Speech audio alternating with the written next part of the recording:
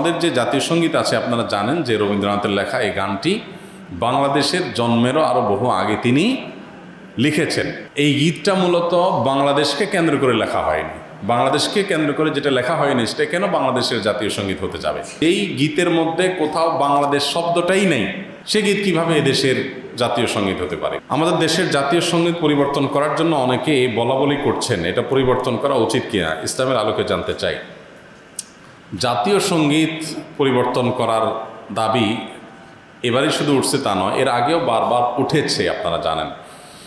কেন উঠেছে সেটা নিয়ে তর্ক আছে, বিতর্ক আছে, এটা উঠা উচিত কিনা বা এই সঙ্গীত থাকা উচিত কিনা, বা জাতীয় কোনো গীত, জাতীয় কোনো স্লোগান থাকা উচিত নাকি সেটা পরিবর্তন করা দরকার, সেটা নিয়ে আলোচনা হতে পারে।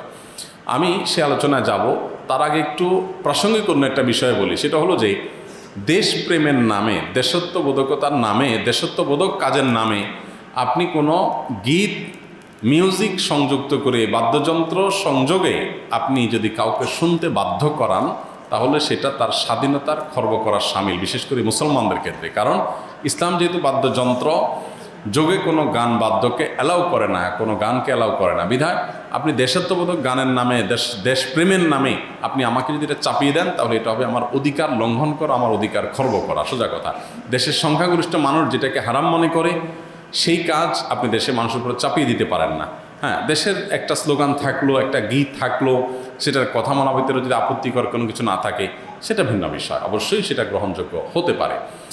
এবার আসা যাক এই গানটা নিয়ে, যে আমাদের যে জাতীয় সঙ্গীত আছে আপনারা জানেন যে রবীন্দ্রনাথের লেখা এই গানটি বাংলাদেশের জন্মেরও আরও বহু আগে তিনি লিখেছেন। তো এই গীতটা মূলত বাংলাদেশকে কেন্দ্র করে লেখা হয়নি।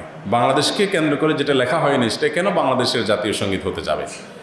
এটা একটি বিষয়। আরেকটা বিষয় হলো, যেই গীতের মধ্যে কোথাও বাংলাদেশ শব্দটাই নেই, সে গীত কিভাবে এদেশের জাতীয় সঙ্গীত হতে পারে? বিধায় আমি তো মনে করি যে এই দাবিটা অযৌক্তিক না, যে আমাদের জাতীয় সঙ্গীত পরিবর্তন করা এটা সময়ের সবচেয়ে গুরুত্বপূর্ণ দাবিগুলোর মধ্যে থেকে একটি। আরেকটা এখানে বিষয় হলো যে আপনারা জানেন যে হিন্দু ধর্মাবলম্বীরা তারা পূজনীয় বা দেবতা তুল্য এরকম কিছু মানুষ বা কোনো ব্যক্তি বা বস্তু থাকে, তাদেরকে তাদের দৃষ্টিতে তারা সেগুলোকে মা বলে সম্বোধন করে। ইসলাম আমাদেরকে এরকম কোনো ধারণা দেয় না। মাতৃভূমির প্রতি ভালোবাসা এটা একটা স্বকীয় বিষয়, এটার জন্য মুসলমান হওয়া প্রয়োজন নাই, এটার জন্য মানুষ হওয়া যথেষ্ট। শুধু মানুষ কেন, অন্যান্য প্রাণীর মধ্যেও কি আছে, নিজের ভূমির প্রতি নিজের টান আছে। একটা কুকুর, একটা বিড়াল, একটা প্রাণীও দেখবেন যে সে যে ভূমিতে থাকে, বসবাস করে, বা যে ভূমিতে তার জন্ম বেড়ে ওঠা, সেটার প্রতি তার সহজাত একটা টান আছে। সেখানে মানুষের মধ্যে তো অবশ্যই আছে। আমাদের প্রিয় নবী সাল্লাল্লাহু আলাইহি ওয়াসাল্লাম মক্কা থেকে যখন হিজরত করে মদিনায় আসছেন, তাকে যখন কেবলা পরিবর্তন নির্দেশ করা হলো, তিনি যখন ফিলিস্তিনের দিকে নামাজ আদায় করছিলেন, তিনি বারবার করে মক্কার দিকে যেন কেবলা করে নামাজ পড়তে পারেন, নিজের মাতৃভূমির দিকে ফিরে যেন তার সালাত আদায় করতে পারেন, সেজন্য আল্লাহর কাছে বারবার করে বিভিন্নভাবে আর্গুমেন্ট পেশ করছিলেন। আল্লাহ তাআলা কোরআনে সেটা উল্লেখ করেছেন, ফালানুওয়াল্লিয়ান্নাকা কিবলাতান তারদাহা, হে রাসূল, অচিরে আপনাকে আপনার মনের মতো আপনি যে কেবলার প্রত্যাশা করছেন সেদিকে ফিরে সালাত আদায় করার নির্দেশ দান করবে। এখান থেকে বোঝা যায় মাতৃভূমির প্রতি সহজাত টান থাকা এটা একেবারে প্রাকৃতিক একটি বিষয়।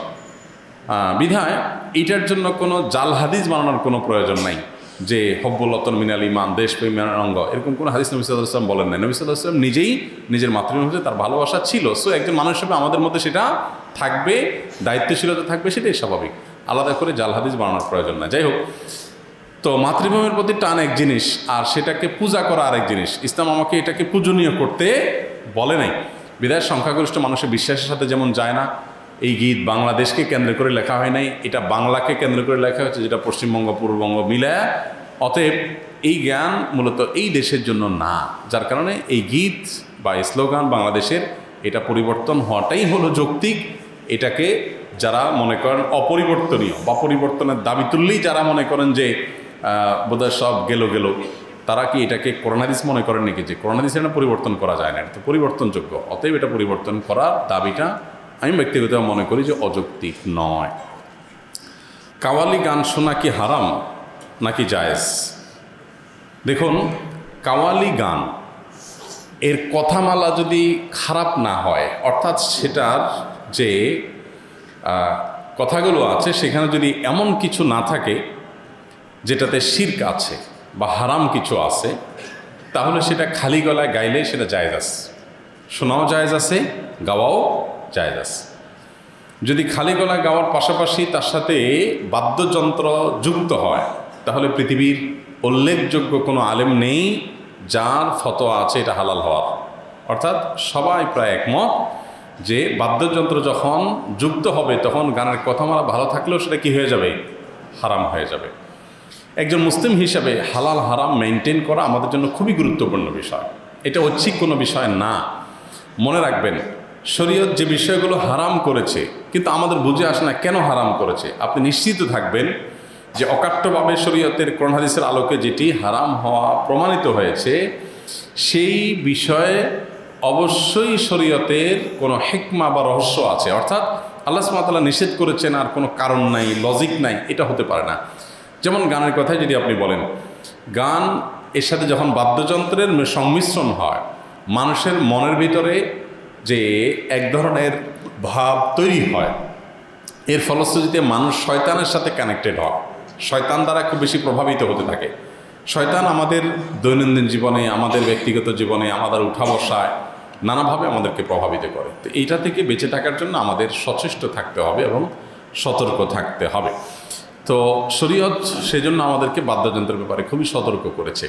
সূরা লুকমানের 6 নম্বর আয়াত সম্ভবত, সেখানে 6 নম্বর না 3 নম্বর আয়াতে আল্লাহ রাব্বুল আলামিন লাহওয়াল হাদিস কেনার ব্যাপারে যে ভর্ৎসনা করেছেন, সেখানে মূলত লাহওয়াল হাদিস বলতে এই জাতীয় গান যেগুলোতে বাদ্যযন্ত্রের ব্যবহার আছে এবং অশ্লীলতা, শিরকপূর্ণ কথা আছে, সেগুলোর কথা মিন করা হয়েছে। এই আয়াতের ব্যাখ্যা খুললে আপনি বিশ্ববিখ্যাত মুফাসসিরগণ, সাহাবায়ে কেরাম এবং নবী সাল্লাল্লাহু আলাইহি সাল্লামের স্নেহধন্য ব্যক্তিবর্গের যে তাফসির রয়েছে, বড় বড় বিশ্ববিখ্যাত যে তাফসির রয়েছে, সবগুলো দেখলেই আপনি দেখতে পাবেন যে এখানে গান এবং বাদ্যযন্ত্রকে বোঝানো হয়েছে। অতএব খালি গলায় কাওয়ালি গাইলেন, সেটার কথামালার ভিতরে কোনো শিরক, আপত্তিকর, শরিয়া বিরোধী কথা থাকলো না, সেটা জায়েজ আছে। আর যদি শরিয়া বিরোধী কোনো কথা থাকে, অনেক সময় দেখা যায় এই জাতীয় কাওয়ালিতে এমন এমন কথা থাকে যে কথাগুলো সবসময় না, কোনো কোনো গানের মধ্যে যে কথাগুলো আসলে শরিয়ার আলোকে সঠিক নয়, গর্হিত, নবী সাল্লাল্লাহু আলাইহি সাল্লামকে মর্যাদা দিতে গিয়ে আল্লাহর পর্যায়ে নিয়ে গেল, তাহলে এটা শিরক হয়ে গেল। তো এইরকম যদি কিছু থাকে তাহলে সেটা খালি গলায় গাওয়া জায়েজ নাই। আর দ্বিতীয়ত হলো যে বাদ্যযন্ত্রের ব্যবহার থাকতে পারবে না, এই দুই শর্তে সেটা জায়েজ আছে। কাওয়ালি হইলেই সেটাকে আমরা অনেকে ইসলামিক মনে করে গলদকরণ করি এবং সেটাকে ইসলামিক মনে করি, এটা ইসলামিক না। পরিষ্কারভাবে আমাদের ধারণা থাকতে হবে। সম্প্রতি আপনার ত্রাণ কার্যক্রম নিয়ে বিস্তারিত জানতে চাই এবং ভবিষ্যতে বন্যা নিয়ন্ত্রণের কোনো পরিকল্পনা আছে কিনা বলবেন। আসন্না ফাউন্ডেশন থেকে আলহামদুলিল্লাহ আমরা প্রায় 4300 মেট্রিক টন ত্রাণ সামগ্রী বিতরণের কাজ অনেকাংশে শেষ করেছি। যেটুকু বাকি আছে সেটুকু কাজ চলমান আছে। এটা হলো আমরা নিজেরা যেগুলো কিনেছি, আর যেগুলো আমাদেরকে মানুষ দিয়ে গেছে পণ্য, অর্থাৎ ত্রাণ সামগ্রী সরাসরি দিয়ে গেছে, টাকা নয়, সেগুলোর পরিমাণ, এক্সাক্ট পরিমাণ আমি এই মুহূর্তে বলতে পারবো না, তবে সেগুলোর পরিমাণ কম না, অনেক। সব মিলিয়ে হয়তো ওইগুলোকে আমরা যদি যোগ করি সম্ভবত 5000 মেট্রিক টনের কাছাকাছি হয়ে যাবে আমাদের কেনাগুলো এবং মানুষের দেওয়াগুলো সব মিলিয়ে। তো আলহামদুলিল্লাহ, এর বাইরেও আমাদের বন্যা পরবর্তী যে কার্যক্রম আছে, মানুষের ঘর যাদের নষ্ট হয়ে গেছে ঘর বানায় দেওয়া, কৃষক যারা ক্ষতিগ্রস্ত হয়েছেন, গরু ছাগল মারা গেছে, তাদেরকে আবার সেই কৃষিকাজ করতে বা গরু ছাগল কিনে পালন করতে আর্থিক সহায়তা করা, ছোট ছোট ব্যবসায়ী যারা আছেন তাদেরকে, ব্যবসায় ক্ষতিগ্রস্ত হয়েছেন সেখান থেকে তাদেরকে তুলে আনার জন্য আর্থিক সহায়তা দেওয়া, বাচ্চারা ক্ষতিগ্রস্ত হয়েছে পড়ালেখার পরে তাদেরকে বিশেষভাবে প্ল্যান করে তাদের পড়ালেখাটাকে আগাই নেওয়া, এগুলোর জন্য আমাদের নানাবিধ পরিকল্পনা আছে। কেউ যদি মারা যেয়ে থাকে তার পরিবারকে স্বাবলম্বী করার জন্য, উপার্জনের একটা উপায় বের করে দেওয়ার জন্য চেষ্টা করা, নানাবিধ উদ্যোগ আমাদের আছে। এর বাইরে বন্যা নিয়ন্ত্রণের জন্য আমাদের কিছু প্ল্যান প্রোগ্রাম আছে, যদিও এর বেশিরভাগই সরকারের সাথে সংশ্লিষ্ট, সরকারের করার মতো বিষয়। আমাদের দেশে যে নদীগুলো আছে, খালগুলো আছে, ছোটোখাটো খাল, এমনকি নদীও, এগুলো অনেকাংশে আপনারা জানেন যে নানা রকম রাজনৈতিক প্রভাবশালী ব্যক্তিরা এগুলোর অনেকাংশই দখল করে আছে। নদীর পাড়ে দোকান দিছে, অফিস দিছে, টং বানাইছে, দখল করে মাটি ভরাট করে বাড়ি করছে। তো সরকারি এই সমস্ত সম্পদগুলোকে রাজনৈতিক প্রভাব খাটিয়ে দখল করা, এটা একটা বাংলাদেশের নিয়মে পরিণত হয়েছে। এটার কারণে এই যে নদীগুলোর যে স্বাভাবিক প্রবাহ, পানির গতিপথ, সেটা কিন্তু রুদ্ধ হয়ে গেছে। যার কারণে বন্যার পানি এই খালগুলো দিয়ে নেমে যেতে পারে না। এই জন্য আমাদের সামাজিক আন্দোলন গড়ে তুলতে হবে এই সমস্ত খালগুলোকে দখলমুক্ত করবার জন্য। প্রতি বছর আপনারা খাল দখল করে পানি নামার রাস্তা বন্ধ করে দিবেন, আর মানুষ বন্যায় মরবে, আমরা গিয়ে শুধু ত্রাণ দেবো, এটা তো হতে পারে না। যাতে করে এই খালগুলো দখলমুক্ত হয়, পানি নেমে যেতে পারে, মানুষের দুর্ভোগ কমে, সেজন্য চেষ্টা করতে হবে। এটা মূল দায়িত্ব সরকারের।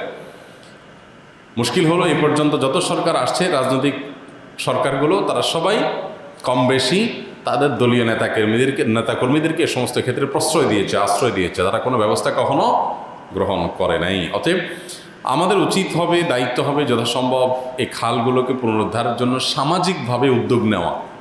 ছাত্র জনতা সবাই মিলে প্রশাসনকে সাথে রেখে এই খালগুলোকে পুনরুদ্ধার করতে হবে, এগুলো ড্রেজিং, এগুলোর পরিচ্ছন্নতা অভিযান চালাতে হবে। তাহলে ইনশাআল্লাহ পানিগুলো, বন্যার পানি নামার ব্যবস্থা হবে।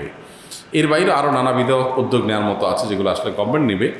আমরা ইনশাআল্লাহ আমাদের জায়গা থেকে কিছু ভিন্ন ধর্মী কাজ করার, ভিন্ন ধাঁচের কিছু কাজ করার পরিকল্পনা হাতে নিয়েছি, এবং প্রত্যেক এলাকায় বন্যা বিষয়ে সচেতনতার জন্য ফাউন্ডেশনের ইনশাআল্লাহ ছোটোখাটো আপনার সভার মতো করে স্থায়ী কার্যক্রম আমরা করব, যে প্রত্যেক এলাকাতে বিভিন্ন লোকজন কাজ করবে ইনশাআল্লাহ তাআলা।